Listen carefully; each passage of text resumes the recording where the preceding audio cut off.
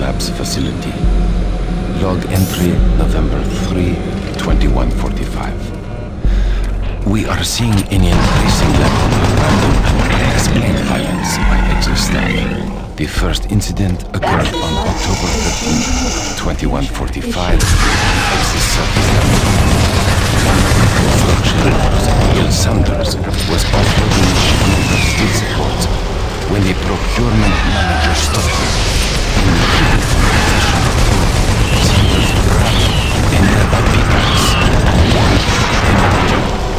Luckily, the argument beforehand generated a sizable crowd, and when Sanders attacked the manager, a number of men were able to subdue him. When we questioned Sanders afterwards, he seemed to have developed short-term amnesia. He didn't remember why he got so upset and attacked the manager. He only recalled stopping his loader and then moments later waking in the holding cell. Since that event, we have seen arguments progress more and more from shouting matches straight into outright brawls. The antagonists in these incidents all display the same conditions, as if they were suddenly possessed by normal. We have only one serious life-threatening case so far, where engineer Leon Powell was stabbed multiple times. I fear this is not the worst of our troubles, and have requested additional security personnel posted at critical junctions. To assist any immediate medical need, I have resupplied storage cabinet 965 with the accompanying code of 428. Sergeant Nasser Adil, out.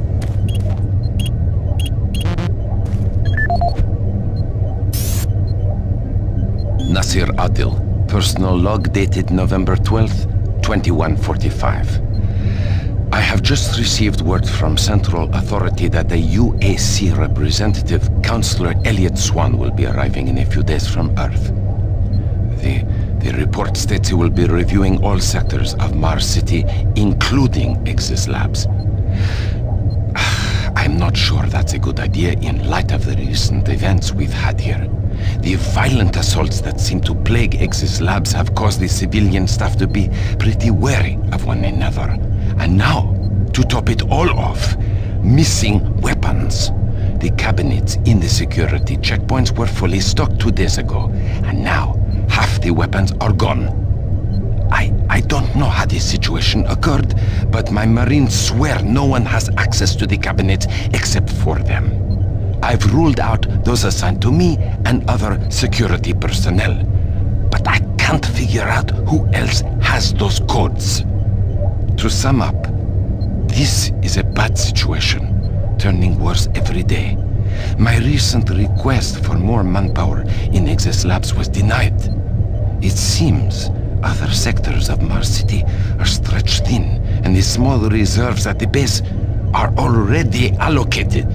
I need to have faith in my current detachment of Marines that they will turn things around. I'll talk to Central again and see if Councillor Swan can bypass Exis. The last thing I want is some staff worker with a sudden episode of dementia murdering a VIP. I'm having enough problems trying to keep everyone here from killing each other. Sergeant Nasir Adil, signing off. This is Nasser Adil, Security Chief for the Exis Labs facility. Log entry November 3, 2145. We are seeing an increasing level of random and unexplained violence by Exis staff. The first incident occurred on October 13th, 2145 at the Exis surface tunnel. One of the construction workers, Bill Sanders, was offloading a shipment of steel supports when the procurement manager stopped him. In the heated conversation that followed, Sanders grabbed a nearby pickaxe and lunged at the manager. Luckily, the argument beforehand generated a sizable crowd, and when Sanders attacked the manager, a number of men were able to subdue him. When we questioned Sanders afterwards, he seemed to have developed short-term amnesia. He He didn't remember why he got so upset and attacked the manager. He only recalls stopping his loader and then moments later waking in the holding cell. Since that event, we have seen arguments progress more and more from heated shouting matches straight into outright brawls. The antagonists in these incidents all display the same conditions, as if they were suddenly possessed by violent anger, and then afterwards return to normal. We have only one serious life-threatening case so far, where engineer Leon Powell was stabbed multiple times. I fear this is not the worst of our troubles, and have requested additional security personnel posted at critical junctions.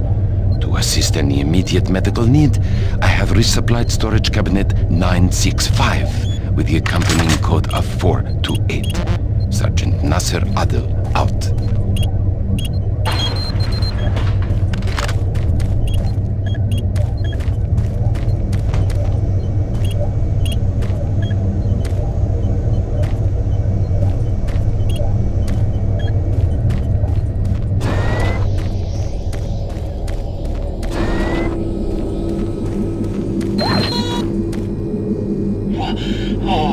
God, you made it here.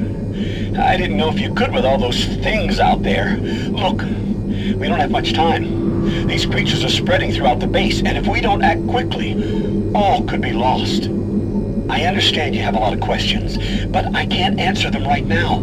All I can say is we need to get the teleporter in the next chamber working. But to do that, I need you to find a plasma inducer for the stabilizer bank. There's one in engineering. Now, if you head through the service tunnel, you can reach it. I'll unlock some doors. There.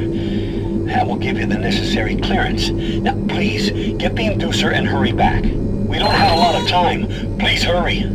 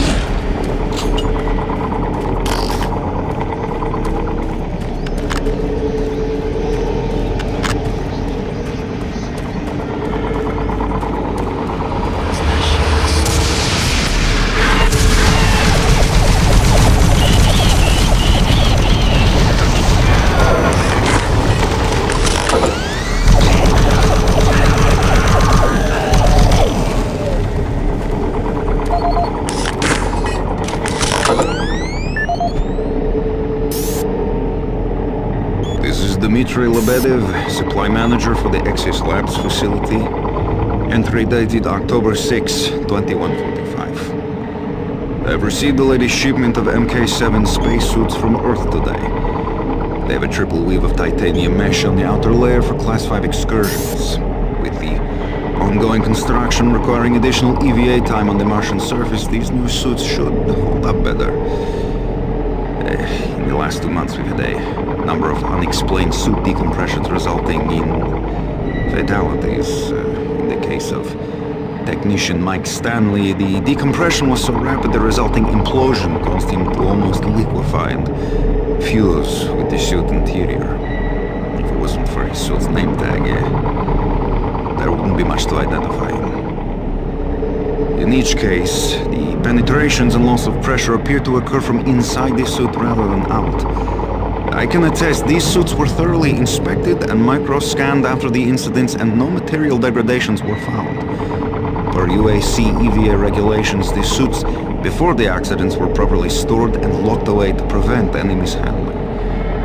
I also followed up with the technicians on ensuring the suits had the necessary pre-EVA checklist before anyone reaches the Martian atmosphere.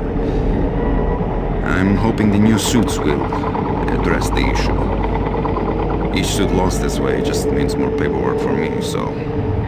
Along with the new suit shipment, we received additional medical supplies. I've placed the extra packs in the storage cabinet 071 with the access code of 532. Dmitry Lebedev,